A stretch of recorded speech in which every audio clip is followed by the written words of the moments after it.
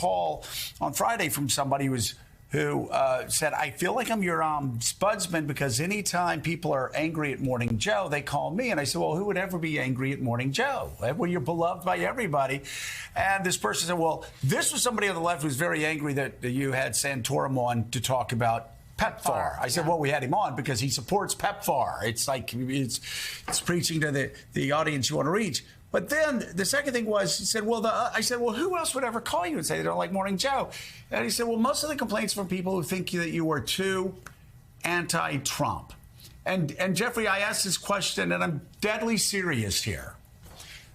When you have somebody that says, he writes it down on Truth Social, that he wants to terminate the Constitution, that he wants to jail political opponents. Let me say this again. This is not Trump hatred. This is using Trump's words, just like saying he wants to he was one who terminated Roe v. Wade.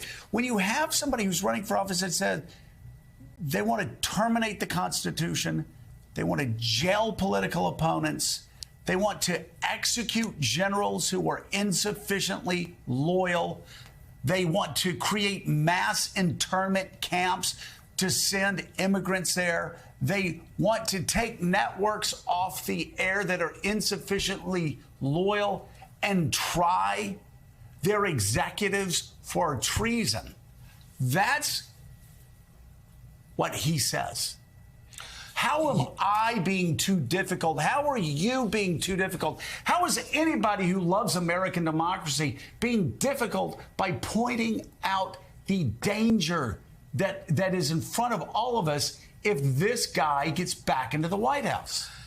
You know, I'm about to engage in a bit of constructive media criticism here, and which is the following. You know, we're so inured to his statements that we tend to ignore them. But I think that every time he says, we'll use the General Mark Milley issue, right? He should be tried for treason. That should be banner headlines the next day. The former president says chairman of the Joint Chiefs should be tried for treason, right? When he talks about dismantling the Constitution, that should be banner headlines. That should lead the news. That should be everywhere. Jeffrey, we're sleepwalking. It's a sleepwalking, as Liz Cheney says. Why is it not, Jeffrey? Anti-Trump. And why is it that when Hillary Clinton says the word deplorable in a speech, it's banner headlines for a month, it seems. When Donald Trump uses Nazi terminology to degrade human beings, uses vermin, you hardly hear anything about it. Why is that, Jeffrey? I think it's normalization. I think it's this process where one of the great attributes of human beings is that we can get used to anything, right?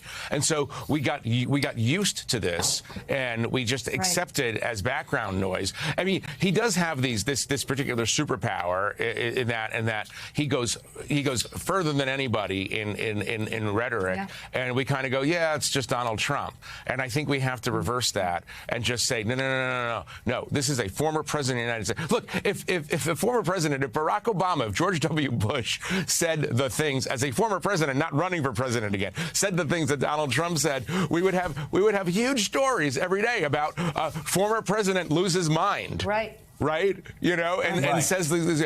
And meanwhile, Donald Trump is the putative nominee for the presidency, and here we are, you know, and we act like it's normal. That's why this issue is so important. And what Jeffrey just said, it's normalization, and we need to reverse that, because normalization is exactly how it starts, and it is dangerous. Yeah, I mean, if Barack Obama had said that generals should have been executed. Come on. Yeah. How long would that? How long would that be like banner headlines on the front pages? Everyone would have thought there was something wrong with him. Well, there is something wrong with Donald Trump, and I'm serious. He doesn't look right up on stage. He just doesn't. And you look at him. We've known him. If you like democracy, there's something very wrong with him. Very wrong. The first 8 essays of the new special issue are available now online at theatlantic.com. Editor-in-chief of The Atlantic, Jeffrey Goldberg, thank you so much for coming on this morning, and thank you for this issue.